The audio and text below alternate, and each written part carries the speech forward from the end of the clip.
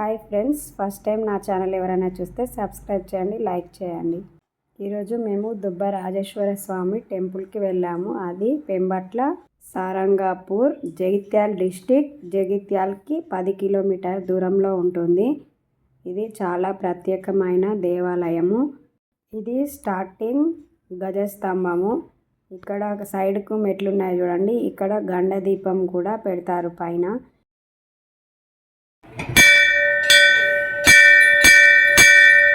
ఇది టెంపుల్ లోపల ఇలా ఉంటుంది. ఇగో లోపల ప్రత్యేకమైన పూజలు కూడా చేసుకోవచ్చు. ఇది పక్కనే వెంకటేశ్వర స్వామి వారు టెంపుల్ కూడా ఉంది.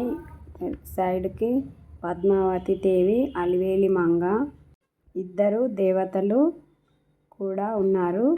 ఇంకా కొంచెం సైడ్కు సీతారాముల వారి గుడి కూడా ఉంది. అది కూడా చూపిస్తాను, చూడండి. ఇదే సీతారాముల వారి టెంపుల్.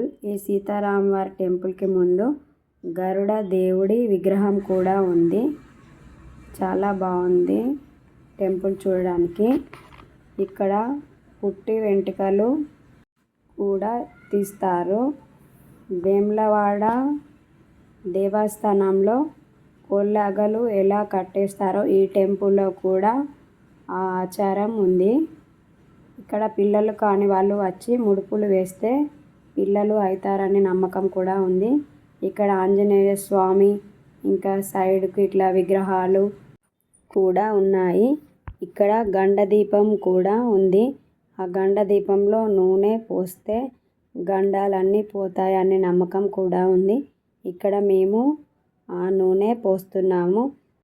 ఇక్కడ శివరాత్రి రోజు జాతర కూడా జరుగుతుంది. దానికోసమనే టెంపుల్కి మొత్తం పెయింటింగ్ వేస్తున్నారు. ఇక్కడ ఒక పెద్ద చెట్టు కూడా ఉంది. అక్కడ చెట్టు కింద జంట నాగ దేవతలు కూడా ఉన్నారు. ఇక్కడ కొబ్బరికాయలు కొట్టడానికి అక్కడ ఒక శివలింగం కూడా పెట్టారు. గుడి మొత్తం కన్స్ట్రక్షన్ జరుగుతుంది, అందుకే కొంచెం డిస్టర్బెన్స్గా ఉంది. చూడండి, ఒకసారి గుడి మొత్తం చూపిస్తాను. శివరాత్రి రోజు వేడుకల కోసం గుడి మొత్తం తయారవుతుంది. సీతారాముల వారి విగ్రహాలు.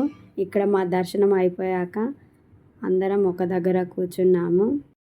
ఇక్కడ దుబ్బరాయేశుడు అని ఎందుకు నేమ్ వచ్చింది అంటే, అప్పుడు వెనకట ఎవరికో దుబ్బలో రాయేశుని విగ్రహం కనిపించిందట. అందుకే ఇక్కడ దేవునికి దుబ్బరాయేశుడు అనే పేరు వచ్చింది.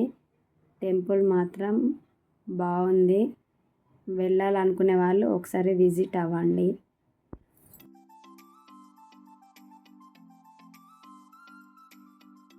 Thank you watching my channel. Please like, share.